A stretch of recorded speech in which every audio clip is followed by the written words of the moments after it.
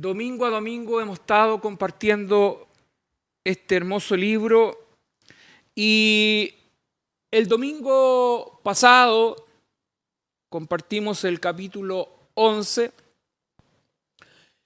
y voy a mencionar algunos puntos que se nos ministró para darle continuidad a lo que es el capítulo 12. El apóstol, defendiendo su ministerio, que lo comienza en el capítulo 10, en esta extensa carta que él escribe a la iglesia de Corintia, está presentando defensa o una apología, dado el emplazamiento que tuvo por parte de estos falsos maestros, estos falsos hermanos que se habían introducido en la comunidad o en la iglesia de Corintia. Y en la oportunidad del capítulo anterior, el apóstol de alguna manera, y tal vez siendo un poco irónico en su carta, les señala y les dice: permítanme un momento, una instancia de locura.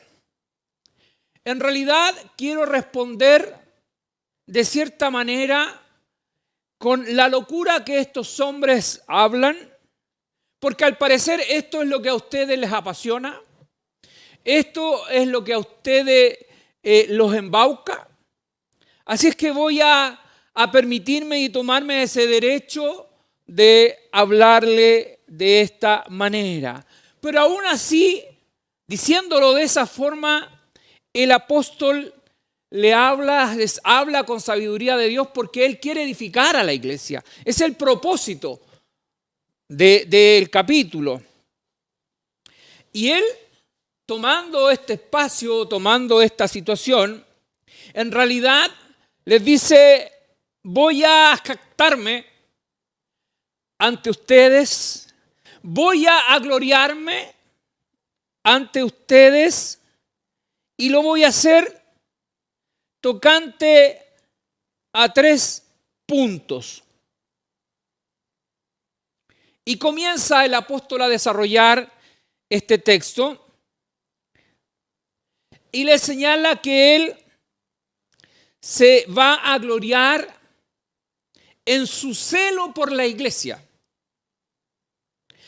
en ese temor y ese amor que él tiene por la predicación del evangelio.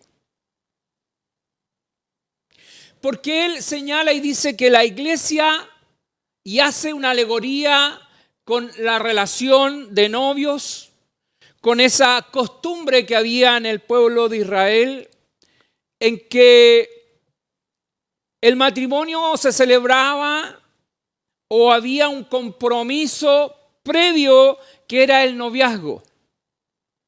Y en ese espacio de tiempo era como si ellos estuvieran casados, eran cuidados del uno para con el otro.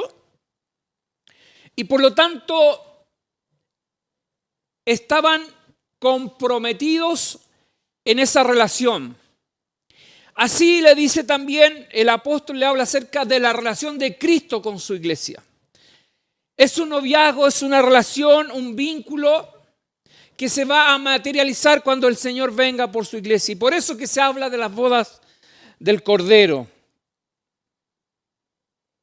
El apóstol, de alguna manera, logra visualizar esa naturaleza pecaminosa del ser humano que tiene una tendencia a la idolatría, una tendencia a seguir ideologías y dioses paganos o cosas que no tienen que ver con el Dios del universo, con el Dios todopoderoso. Por eso él le habla del celo de la iglesia. Y se gloría en esto en el sentido que él quiere cuidar de esta relación, de esta intimidad que la iglesia tiene que tener con Cristo. Una iglesia que tiene que procurar santidad una iglesia que tiene que procurar esa pureza para llegar finalmente a estar presente ante Cristo. Y lo que está ocurriendo en esta iglesia justamente es algo distinto. Hay una distorsión de la verdad. Hay maestros que están corrompiendo la fe de estos hermanos. Por eso que Pablo le dice, si voy a gloriarme, me voy a gloriar en el celo que tengo por la iglesia del Señor y por el Evangelio de Jesucristo. Luego, en el segundo punto, la palabra del Señor nos hablaba acerca de jactarse o gloriarse en esta entrega incondicional que el apóstol tenía por la iglesia del Señor y por la iglesia que él estaba formando. Una entrega generosa, que en definitiva él no escatimaba costos, sino les quería decir que en realidad su apostolado no estaba motivado por torpes ganancias o por riquezas de este mundo o los bienes que ellos como iglesia o como hermano en Cristo pudieran tener. A pesar de que él sabía, y así se lo enseña y les dice que el obrero es digno de su salario, pero él les quiere enseñar que en realidad lo que a él lo motiva no es recibir un justo pago por su trabajo, sino que lo que a él lo mueve, lo moviliza, es el llamado que ha recibido Dios, que ha recibido él de Dios. Y eso es lo que nosotros pudimos ver cuando el Señor nos enseñó acerca del libro de los Hechos en el capítulo 9, cómo él fue llamado, el llamado que él recibió y las instrucciones que él tuvo para llevar adelante este ministerio. Por lo tanto, en él no hay intereses en cuanto a ganancias y por esa razón, de hecho, él no recibe de los hermanos de Corintia ningún tipo de pago o ofrenda para él. Y con eso él quiere dejar de manifiesto que él no persigue torpes ganancias. Aunque esta instancia, esta situación le daba motivo a los falsos maestros para decir que si él no recibía de alguna manera esto, era porque en realidad no tenía las capacidades para hacerlo. Porque todo aquel que era un maestro, todo aquel que enseñaba y compartía sus conocimientos, era retribuido por eso. Pero como Pablo no recibía, entonces tenían otro motivo para criticarlos. Pablo en su apología o en su defensa, él dice, no, quiero que ustedes sepan que lo que a mí me moviliza es el amor de Cristo por ustedes y por la iglesia. Y eso quiero que entiendan que mi relación con la iglesia es incondicional, no está condicionada por este tipo de cosas. Los hermanos de Corintio habían de alguna manera permitido que estos falsos maestros los manipularan con tantas enseñanzas erróneas y lejos de la verdad que había establecido el Señor Jesucristo. Lejos de eso. Y Pablo lo que defendía era la verdad del Evangelio de Jesucristo. Y tercero, Pablo dice, si tengo que gloriarme en algo, me voy a gloriar de mis sufrimientos. De lo que yo como discípulo y apóstol de Jesucristo he vivido. De eso les quiero hablar. Él, de alguna manera, confronta a los hermanos detallando de manera exhaustiva lo que ha sido su vida y su amor por Cristo. Y lista una serie de situaciones que ustedes ya la revisamos el domingo anterior, pero ahí él señala acerca de los sufrimientos, de los seguimientos, las persecuciones, ha estado en naufragio, ha sido azotado, ha sido perseguido, apedreado, escapado, ha estado en algunas situaciones escapando porque lo perseguían para matarlo. Todas esas situaciones, él en realidad les señala y les dice que cuando un verdadero apóstol es llamado por el Señor y el Señor causa tal impacto en sus vidas, no hay nada que pueda detener el trabajo y el ministerio de ese apóstol. Y los confronta con esto, porque en definitiva de alguna manera les quiere decir, a ver, estos falsos maestros, estos superapóstoles, ¿cuáles son las marcas que llevan o los sufrimientos de Cristo en su cuerpo? Porque en realidad ellos no buscaban eso. A la primera ellos iban a salir escapando, digamos, eso estaba más que claro, porque en realidad no había arrepentimiento de pecado en estos falsos maestros, no estaba realmente esa obra redentora de Jesucristo. Por lo tanto, de hecho Pablo los relaciona, lo dice como emisarios de Satanás, mensajeros que habían llegado para destruir la obra de Jesucristo. Pero también, al mismo tiempo, Pablo está tranquilo porque sabe que el control lo tiene Dios, que Él controla todas las cosas.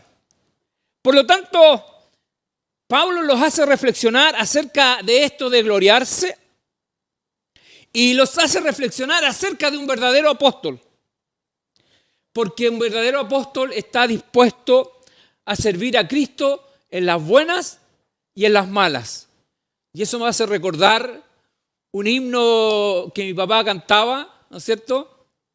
Decía, tú Satanás bien lo sabes, que en las buenas y en las malas voy a servir al Señor. Era medio mexicano. Pero de alguna manera reflejaba este sentimiento y lo que Pablo estaba transmitiendo a la iglesia. Y en el capítulo 12 nos vamos a encontrar con que el apóstol hay una continuidad, ¿no es cierto? Hay una continuidad de la defensa que él está presentando acerca de su apostolado, dado que él ha sido confrontado y desafiado en este sentido por los superapóstoles o los falsos maestros, quienes lo único que buscaban era desacreditar el ministerio del apóstol. En realidad, de alguna manera, el apóstol estaba sorprendido por la conducta de algunos hermanos de esta iglesia, dado que con mucha facilidad habían sido embaucados, con mucha facilidad habían creído todas estas corrientes de pensamiento a los cuales se le estaba exponiendo. Es cierto que estos falsos maestros tenían mucha capacidad de oratoria. Se destacaban por eso y exponían sus mentiras y sus engaños de tal forma que eran fácilmente engañados. Por esta razón el apóstol los señala y les dice que eran emisarios de Satanás y que en realidad él no se extrañaba porque también Satanás se viste como ángel de luz, incluso para engañar a los escogidos. Y esto era lo que estaba pasando con esta iglesia.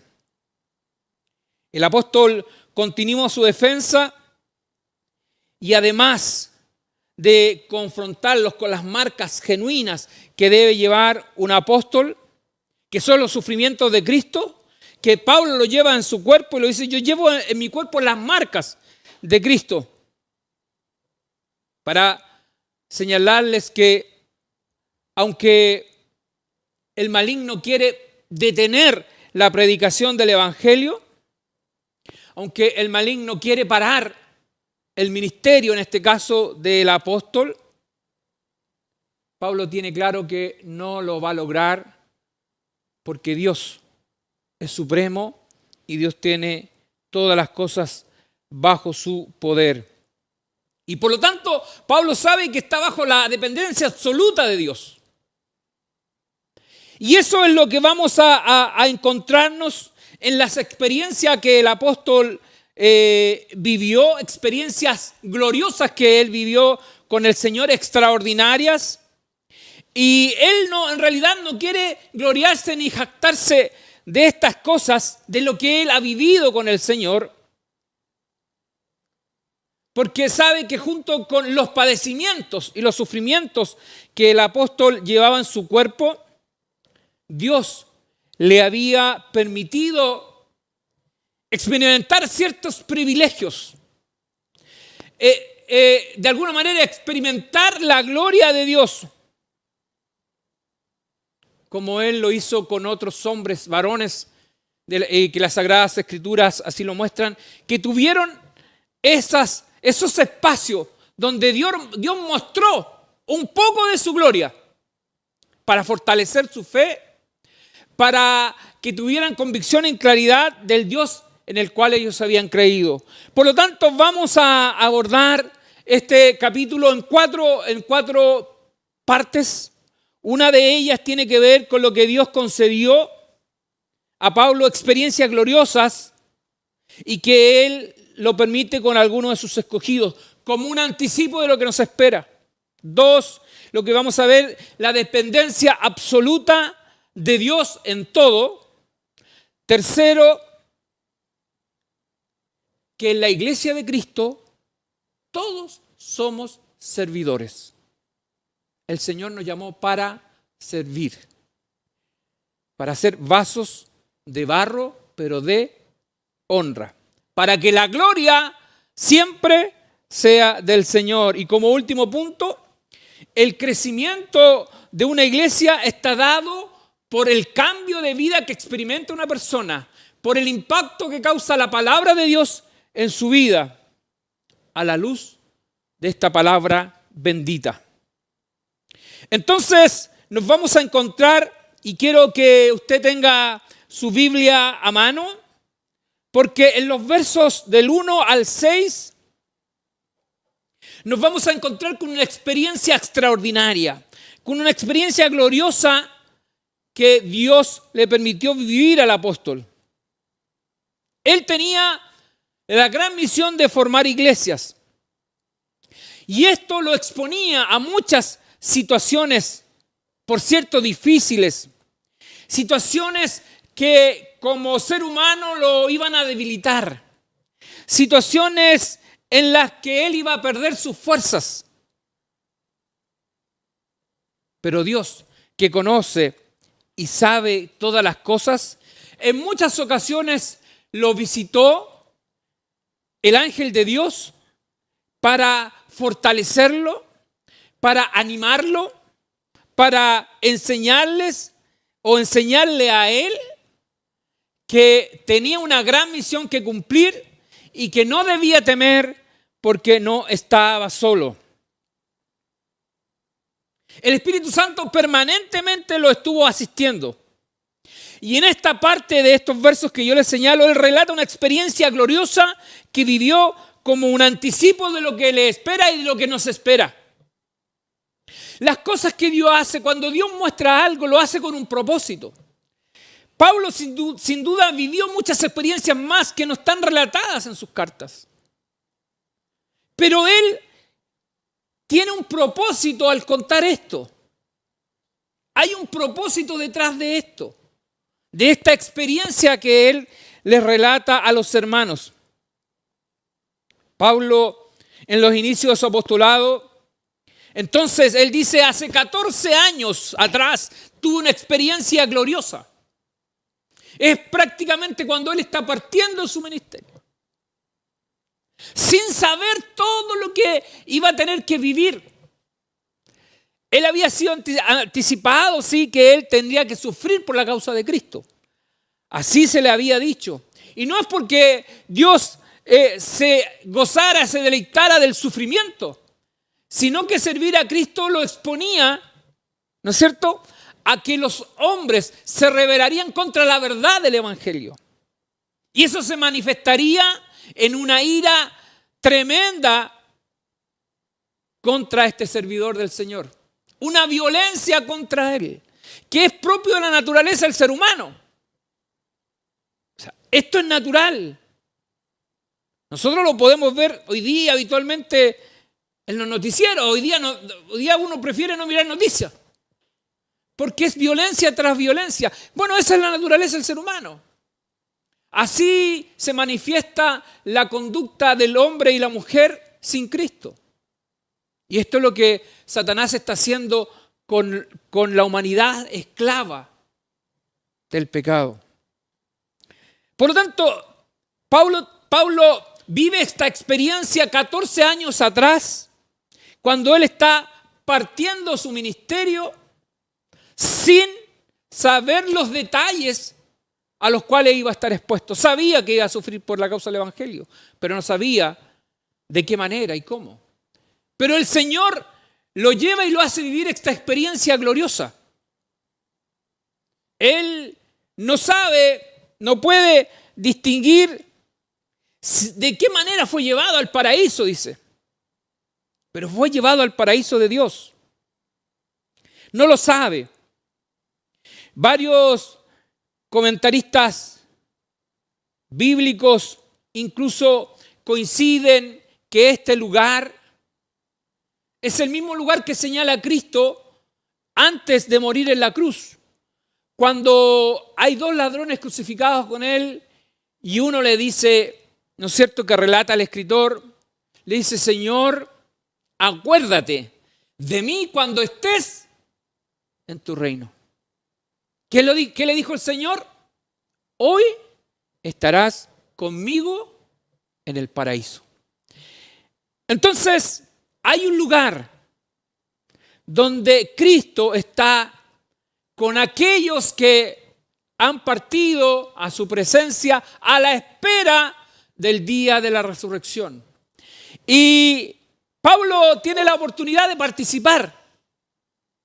Dios le permite ir a este lugar. Y Pablo dice que en este paraíso, en este lugar donde él estuvo, el paraíso, dice que él oyó palabras inefables que no le es dado al hombre expresar.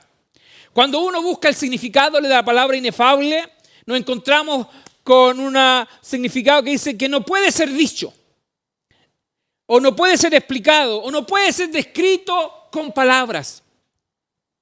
Y esto es generalmente por tener cualidades excelsas o por ser de una comprensión muy difusa. Pablo en realidad no puede describir lo que vio y tampoco lo puede expresar. Pero eso es lo que él vivió. Y él dice que en realidad que él no se va a jactar de sí mismo, porque en realidad, aunque podría hacerlo, dice, pero no lo hace, sino que él se quiere de alguna manera gloriar en Cristo, en aquellas cosas que exaltan el nombre de Dios. Y aunque él tiene mucho mérito para jactarse en cosas propias de él, y él dice en realidad, si lo haría, no cometo ningún mal porque digo verdad. Pero no es ese mi propósito, no es por el cual lo estamos viendo. Porque en realidad hablar de mí, dice, no son cosas que aportan al Evangelio. Quiero hablar de aquellas cosas que el Señor me ha permitido vivir. Pablo podría haber dicho muchas cosas para impresionar a la iglesia de Corintia. Tenía mucho en ese sentido, pero él no busca esto. Lo que en realidad él quiere exaltar y resaltar la obra del Evangelio de Jesucristo. Él quiere hablar de aquellas cosas que realmente transforman y cambian la vida del hombre. Es el poder del Evangelio, es el poder de Jesucristo el que cambia las mentes de las personas. Esas mentes llenas de ira, de contienda, de fornicación, de adulterio, de mentira, todas estas cosas que caracterizan al ser humano sin Dios. Estas son las cosas que Dios transforma por el poder de su palabra. Y de esto el apóstol quiere comentar y quiere expresar. Por lo tanto, esta vivencia que tiene el apóstol en realidad tenía un propósito, tenía un fin. Era fortalecer su fe por todo lo que tenía que vivir, para ser un verdadero apóstol de Jesucristo. Luego tenemos los versos del 7 al 10, donde Pablo les señala y les dice, le habla acerca de una dependencia absoluta de Dios. Porque junto con estas cosas de Dios mostrar su gloria, de permitirle estos espacios, estos breves espacios donde Pablo tuvo la oportunidad de estar en ese paraíso de Dios y de manifestar su poder en él. ¿Cuál es el riesgo que hay en esto? ¿Cuál es el riesgo que hay en el ser humano cuando de alguna manera es destacado en algunas cosas? ¿Qué lo comienza a carcomer? Es el ego, es la vanidad, es el sentirse un superhéroe. Por lo tanto, Pablo, que era un siervo del Señor, de alguna manera, en estos versos que vamos a compartir del 7 al 10, lo aterriza. Lo aterriza para que la vanidad y la vanagloria no lo consuma y lo mantenga en humildad en todo tiempo. Y por eso lo relata en los versos 7 al 10. Él está hablando acerca del peligro que genera la vanidad en las personas. El peligro de robarle la gloria a Dios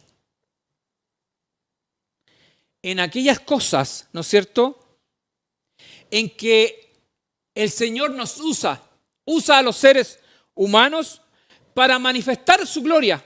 Y lo hace de diferentes formas. Como por ejemplo la revelación y el entendimiento de su palabra. Esa gracia que el Señor pone cuando se expone las Sagradas Escrituras. Ese entendimiento que Dios da para compartir su palabra. Muchas veces uno podría caer en vanidad y en egocentrismo porque en realidad Dios le está dando mucha gracia para que la palabra llegue a los corazones que están escuchando. O cuando Dios manifiesta una tremenda sanidad en alguien, en una instancia en que se oró por ese enfermo o se impuso las manos. Dios muestra su gloria y su poder como quiere. Pero muchas veces el hombre sin darse cuenta, o el ser humano sin darse cuenta, cae en esta cuenta de la vanidad y se siente mejor que otro o se siente superior a otro. Y esto es lo que Pablo está tratando de transmitirle a los hermanos en esta oportunidad acerca de este peligro. Dios siempre está mostrando su gloria y Dios, a quienes usa para esto, es al propio ser humano. Dios podría mandar ángeles que predicaran el Evangelio, pero Dios no lo quiso así. Dios tomó a nosotros mismos para ser emisarios y mensajeros del Evangelio. Y esto debería ser una honra, pero no una honra que nos lleve a vanagloriarnos en aquellas cosas que el Señor hace. Y esto es lo que puso Dios en Pablo, un aguijón en su cuerpo. Algunos comentaristas bíblicos relacionan este aguijón con una dolencia en su cuerpo y que lo mantenía en total dependencia de Dios. Indican que podría ser una limitación en su vista o manifestaciones de epilepsia, porque la epilepsia de alguna manera en esos años era mal vista, era vista como una manifestación diabólica.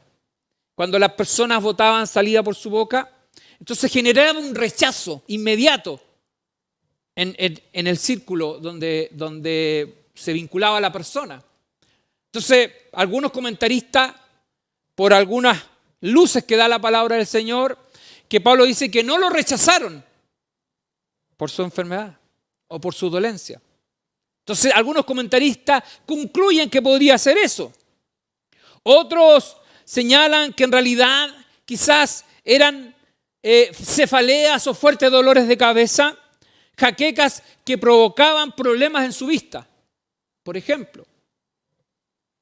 Pero lo cierto es que había un aguijón, que había algo que era una dolencia a la cual el apóstol estaba expuesto.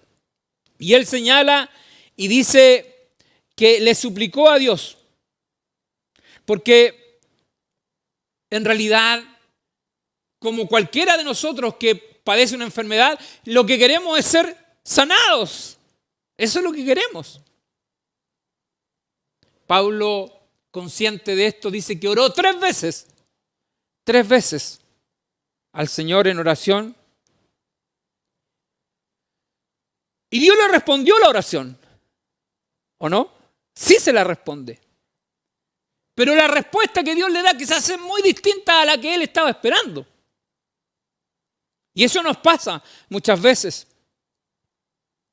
Lo que Pablo quería oír era que ante su rogativa, esta insistencia de pedir a Dios que quitara ese aguijón, era recibir sanidad en su cuerpo. Pero la respuesta del Señor fue muy diferente. ¿Y qué le dijo cuando está terminando el verso 7? Le dice, bástate mi gracia, porque mi poder se perfecciona en la debilidad. Esa fue la respuesta del Señor. Entonces, cuando él escuchó esta respuesta y se la está relatando a los hermanos, en realidad lo que les quiso contar con los versos anteriores es que el apóstol logra entender que el Señor lo quería mantener a raya. Lo quería mantener ahí para que no se exaltase de manera desmedida, para que no cayera en la vanidad y en los egos humanos, que esa es como la tendencia. Por eso que Dios permitía que de alguna manera esta enfermedad o este emisario o este mensajero de Satanás lo abofeteara, dice, para recordarles y recordarle a él su absoluta y total dependencia del Señor. Y que todo lo que estaba ocurriendo a través de él, todas estas iglesias que estaban siendo formadas, toda esta gente que se estaba convirtiendo al Evangelio de Jesucristo, no eran méritos de él, sino que la gracia y el poder de Dios obrando en su vida.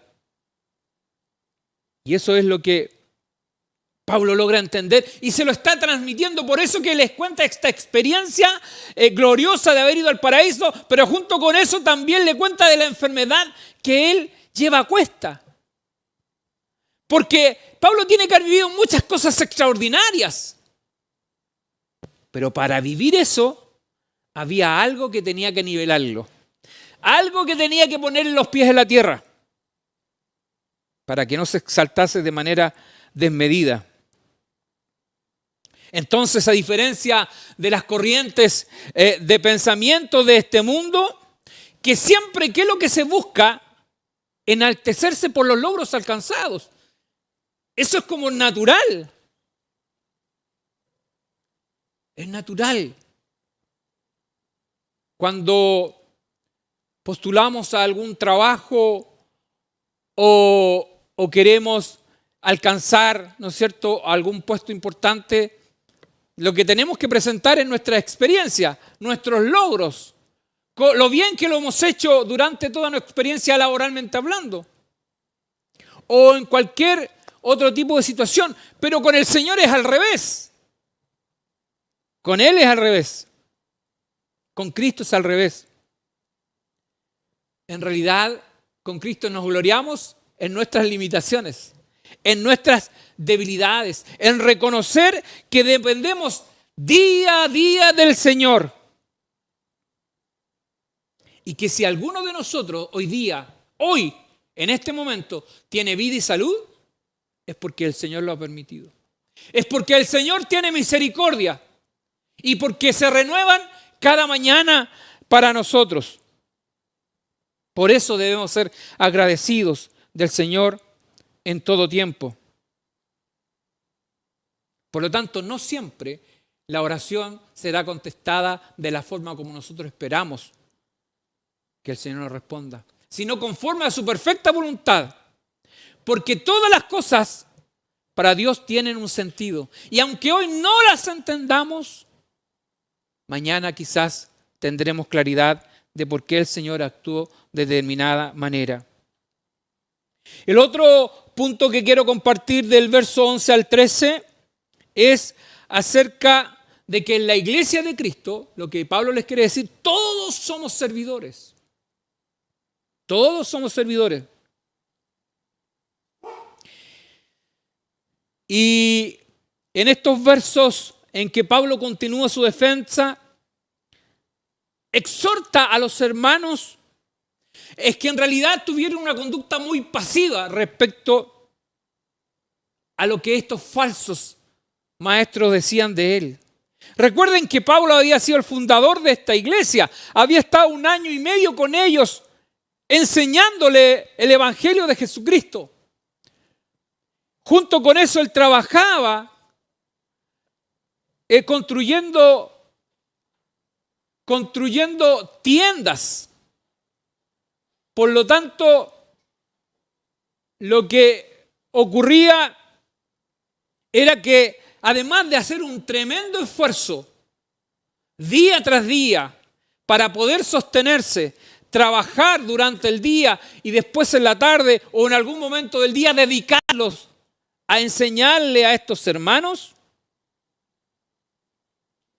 no era menor. Ellos lo conocían, sabían quién era Pablo. Y por eso que lo exhorta acerca de la actitud que han tenido frente a los hermanos o a estos falsos maestros.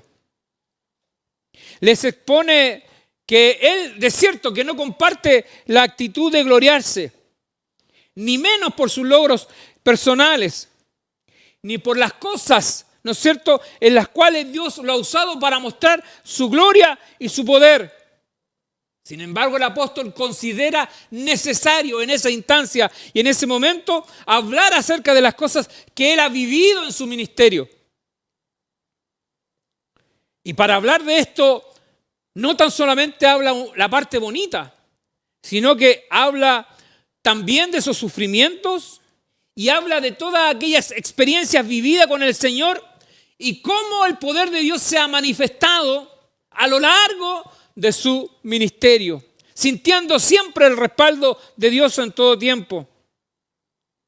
Les indica a estos hermanos que ellos eran testigos del poder de Dios en su trabajo ministerial. Cómo Dios había actuado en la vida del apóstol, manifestando señales, prodigios y milagros. Y eran las señales que seguían a un apóstol del Señor. Y con esto lo está haciendo reflexionar acerca que miren a quienes están escuchando. ¿Cómo pueden cometer tanta locura de estar escuchando a hombres que no tienen el respaldo de Dios? No tienen las señales de un verdadero apóstol. No tan solo por los sufrimientos, sino también por aquellas cosas en las que Dios manifiesta su gloria. Y era el respaldo que los apóstoles tenían cuando ellos comenzaron. Y fueron pioneros del Evangelio de Jesucristo. Por lo tanto, ellos tenían y habían sido testigos de razón de todas estas cosas que eran razones más que suficientes para defender, en este caso, al apóstol. ¿Defenderlo de quiénes? De estos super apóstoles o engañadores.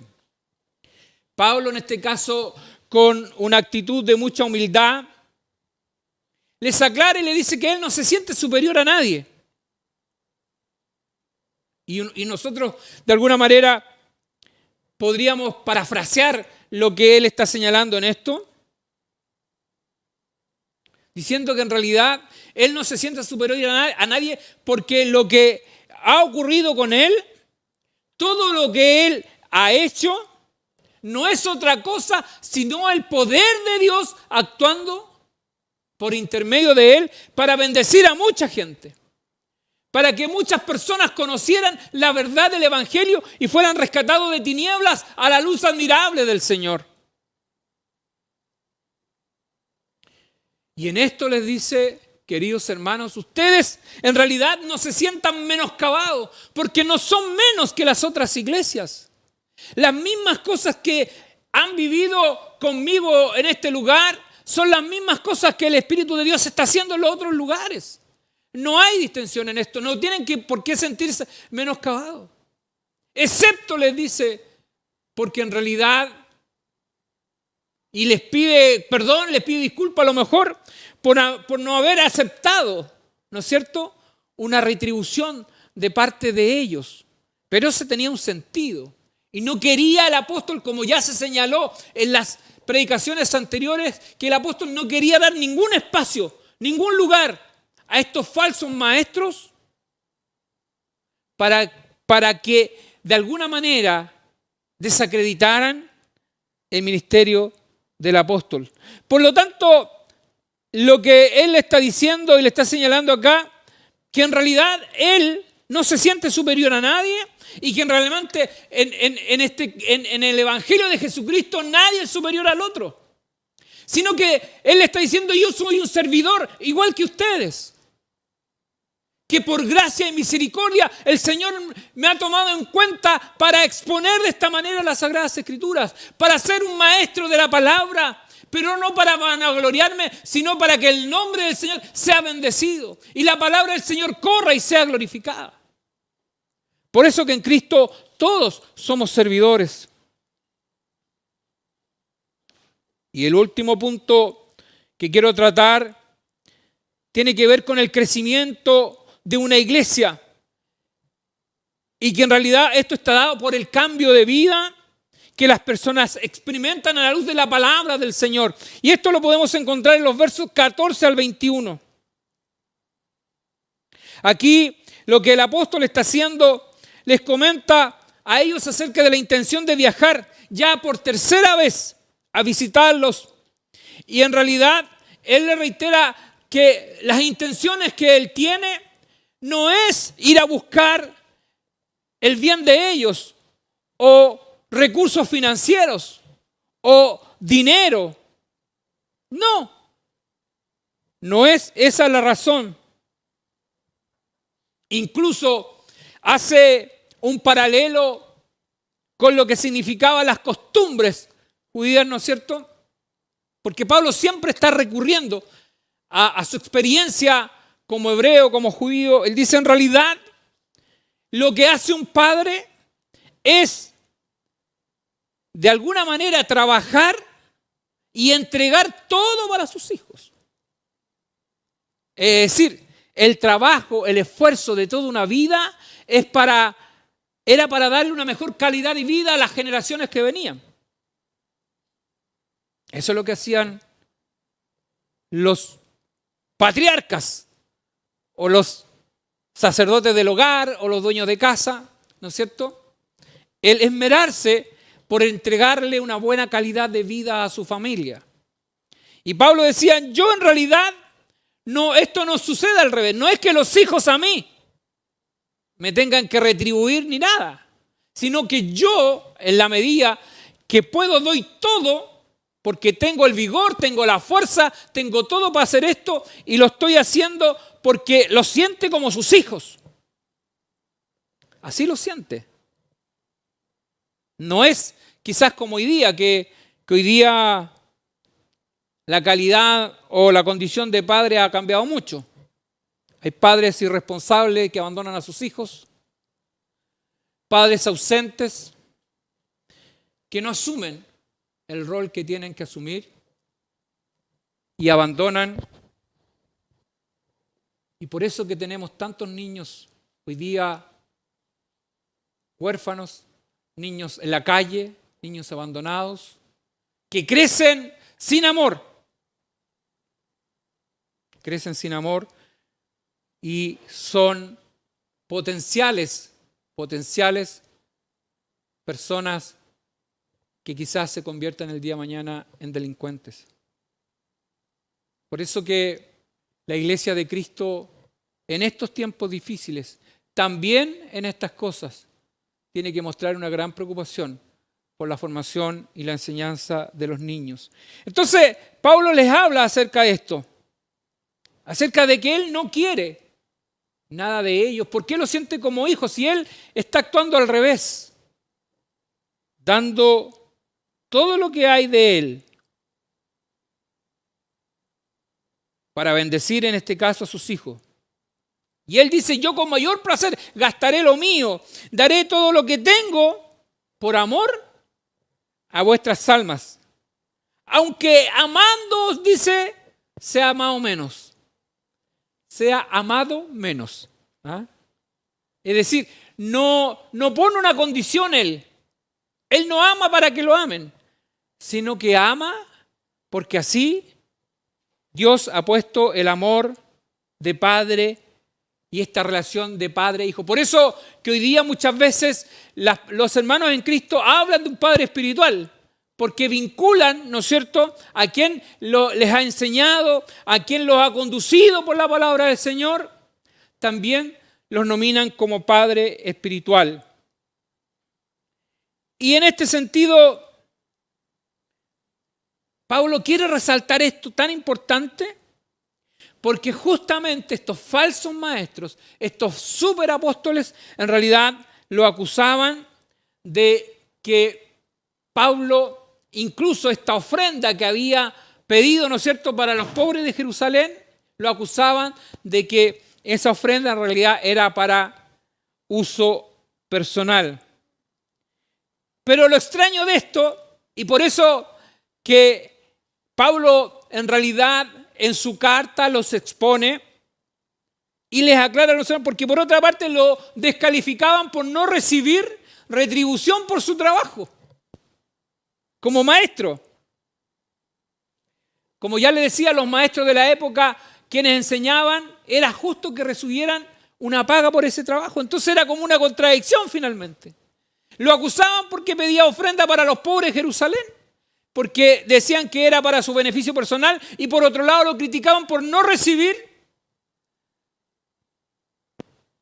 un aporte de los hermanos, porque decían que era un mal maestro. Y eso lo único que daba a entender y dejaba de manifiesto una descarada intención de destruir el ministerio del apóstol. Por eso que Pablo los confronta con una pregunta y les dice, ¿acaso os he engañado por alguna de las personas que he enviado? ¿Realmente ustedes creen que yo los he engañado? Él los llama a reflexionar, porque con el mismo espíritu que él comenzó el trabajo en Corintia, es el mismo espíritu que lo está moviendo para seguir y actuando de manera íntegra. Y él como sus servidores. Por lo tanto, los confronta y les dice derechamente, ¿acaso os he engañado por alguna de las personas que he enviado? ¿Ese es el propósito de nuestras acciones? No hay ninguna conducta vergonzosa que ellos puedan realmente, de verdad, criticar a Pablo y a sus seguidores. Los invita a reflexionar y a pensar acerca de la experiencia que vivieron cuando él estuvo con ellos. Ese año y medio que estuvo trabajando, enseñándoles las Sagradas Escrituras. Todas las cosas que el Señor hizo en esta ciudad, con estos hermanos, con los servidores que estaban ahí apoyando a Pablo. Lo único que en realidad hicieron fue edificarlos y conducirlos hacia el fruto del Espíritu, para que esta iglesia realmente fuera una iglesia crecida espiritualmente hablando.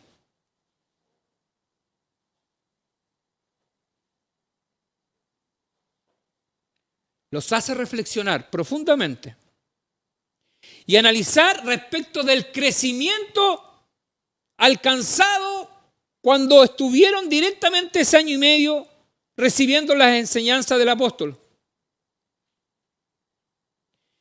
Y los hace de alguna manera hacer un paralelo entre ese año y medio que recibieron enseñanzas conforme a las Sagradas Escrituras y la basura que hoy día están recibiendo con estos falsos maestros. Los hace reflexionar en esto. Por eso que les dice en el capítulo anterior, si ustedes deben estar locos, les dice, para recibir tanta basura. Y le dice, permítanme entonces actuar de la misma manera y hablar con locura, de manera irónica, por supuesto. Porque en realidad lo que el apóstol está viendo, ¿cuáles eran las cosas que estaban destacando en este minuto dentro de la iglesia? ¿Qué estaba pasando al interior de la iglesia de Corintios? ¿Cuáles eran las cosas que actualmente los destacaban como hermanos? ¿Estaban creciendo en el amor de Dios? ¿Estaban creciendo en paz, en mansedumbre, en templanza, en honestidad, en benignidad, en fe y tantas cosas más que da el fruto del Espíritu? ¿Estaba ocurriendo eso con ellos al interior de la iglesia? Al parecer no. Habían otras cosas que se estaban manifestando y que Pablo lo señala en estos versículos que yo le he señalado. ¿Qué cosas se están dando? Y por las cosas que el apóstol teme: contiendas, envidias, ira, divisiones, maledicencia, murmuraciones, soberbia, desórdenes. ¿Es esto el producto del fruto del Espíritu? ¿Es esto lo que se espera de un hijo de Dios? ¿Eso es lo que yo le enseñé? ¿Lo está confrontando? Esas son las enseñanzas, resultado de la enseñanza de estos falsos maestros. Fíjense, piensen, dense cuenta. ¿En qué han caído como iglesia? ¿Qué está pasando con ustedes? Han perdido la dirección del Espíritu Santo. Han contristado al Espíritu Santo y no lo han dejado actuar en sus vidas. ¿Por qué? Porque han puesto sus ojos en mentiras, en engañadores, en falsas enseñanzas. Pablo está temeroso de esto. Les dice, si ustedes realmente han conocido a Cristo y lo han conocido a través de mi apostolado, a través de las enseñanzas que yo les he dado, que es la verdad del Evangelio y no son mis postulados, sino que el Evangelio Santo de Jesucristo, entonces le dice que deberían coincidir con Él en el estado. ¿Cuál es el estado que debería tener la iglesia y cuál es el estado en el que estaban hoy día producto de estas falsas enseñanzas? Pablo teme ser humillado ante Dios por una iglesia que él dejó bien enseñada, bien guiada y en las condiciones con las que aparentemente se encuentra.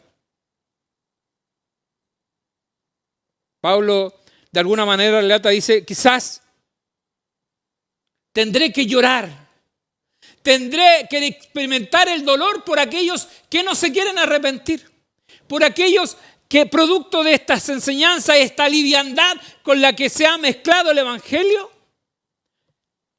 muchos de ellos han caído en conducta pecaminosa, han caído en fornicación, han caído en adulterio, han caído en todas estas costumbres y prácticas que tenían como cultura griego-romana.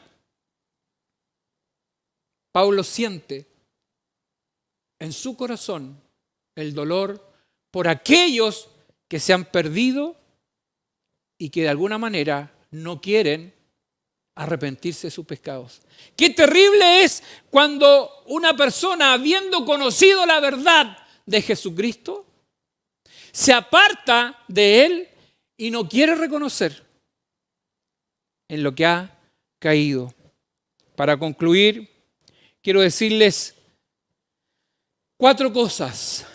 1, que Dios permite muchas veces experiencias personales con Él para fortalecer nuestra fe y enseñarnos que Él tiene el control de todas las cosas, para mostrarnos que dependemos siempre de Él. Y aunque las cosas que quizás podrían ser en un minuto adversas, distintas a lo que esperamos, Dios siempre mostrará de alguna manera algo que nos fortalecerá a través de un mensaje, a través de un himno, a través de una oración, a través de una predicación. El Señor nos alentará para descansar y esperar en Él. Dios quiere tratar con nosotros, siempre quiere tratar con nosotros, y muchas veces lo hace a través de nuestras propias aflicciones, para que entendamos que en realidad nosotros somos como la flor del campo, que somos frágiles, como esa flor que nace, florece hermosa y luego se marchita. Dios quiere que entendamos que dependemos siempre de Él. Y que esas aflicciones que muchas veces llevamos en nuestra vida y que tenemos que quizás vivir con ellas, son para hacernos entender que dependemos única y exclusivamente de Dios. Y Él actuará en el tiempo que Él tiene así determinado a actuar. No condicionado por lo que nosotros queramos o digamos. Porque Dios es perfecto y sus tiempos son perfectos. También decirle que en Cristo no hay privilegios. No están aquellos acomodados. No existe. En Cristo somos todos servidores. Somos vasos de barro y la gloria y la honra siempre de Dios. Y lo último que quiero señalar y decirles que el crecimiento de un creyente se hace notable. El crecimiento de un creyente se muestra con su testimonio de vida, con el procesamiento de la palabra del Señor en nuestra vida cotidiana. Una iglesia no se mide por la cantidad de personas que se reúnen en un templo, en un edificio, sino por el crecimiento que cada uno está experimentando en su propia vida, en su dependencia exclusiva del Señor. Por lo tanto, amados hermanos, debemos oír la voz de Jesucristo. Vivimos tiempos difíciles, tiempos donde hay diferentes corrientes de pensamiento que se mezclan con la verdad del Evangelio. Pero nosotros tenemos la palabra de Dios que es lumbrera en nuestro camino. Que el Señor bendiga su palabra y Él haga vida en nuestros corazones.